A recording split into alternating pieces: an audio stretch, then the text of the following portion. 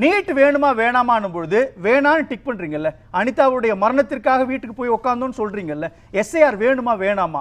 எஸ்ஐஆர்ல விஜயோடைய தாவேக்காவோட நிலைப்பாடு என்ன? ஏன் ஓபனா எஸ்ஐஆர்ல திமுக மக்களை ஏமாத்துது, இதான் நிலைப்பாடு. இதுக்கு பதில் சொல்ல விடுவீங்களா? ஃபர்தரா வேணாமா?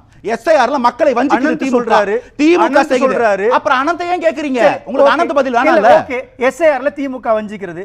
நிர்மலா சீதாராமனுடைய குரலுக்கும் விஜயோட குரலுக்கும் என்ன வித்தியாசம் இருக்கு? அது நீங்க நிர்மலா சீதாராமன் விஜய் பத்தி கேட்க வேண்டிய கேள்வி. ஏன் கேள்வி? நான் முதல்வரை கேட்கிறேன், திமுக ஆட்சியை கேட்கிறேன். இங்க நீங்க என்னங்க பண்ணிருக்கீங்க? இந்த இளைஞர்களுடைய வாக்கு பறிபோகாம இருக்கிறதுக்கு உங்களால ஏதாவது ஒரு டிரான்ஸ்பரண்டான ஒரு போர்ட்டல் இன்னைக்கு எஸ்ஓபில இருந்து நீட்ல இருந்து எஸ்ஆர்ல எதுக்குமே உங்களால டிரான்ஸ்பரன்சி கிரியேட் பண்ண முடியலையே.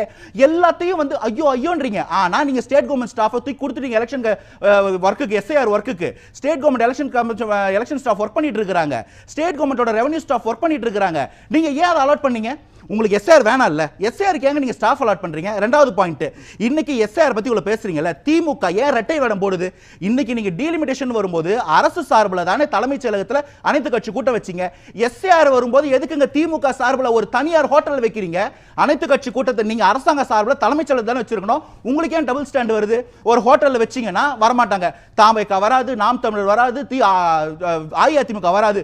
ஒன்னே பாருங்க, இவங்க வரவே மாட்டேங்கிறாங்க. இவங்களுக்கு அக்கறை இல்ல. அரசு சார்பில் வைங்க, அரசு சார்பில் கருத்து கேட்டு வைங்க.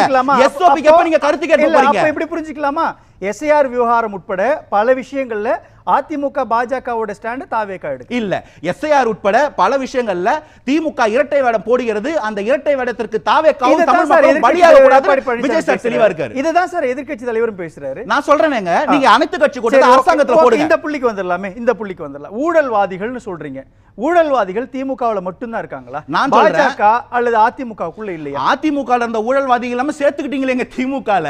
அதிமுகல யாரை குறை சொன்னீங்களோ முதல்வர், அவரை கூப்பிட்டு வச்சு இவரை விட ஆக சிறந்த தளபதி இல்லன்னு பதில் சொல்லுங்க. தயவுசெய்து பதில் சொல்லுங்க. அப்ப நான் கேக்குறேன், இன்னொரு கேள்வி கேக்குறேன், கேள்வி தயவுசெய்து பதில் சொல்லுங்க.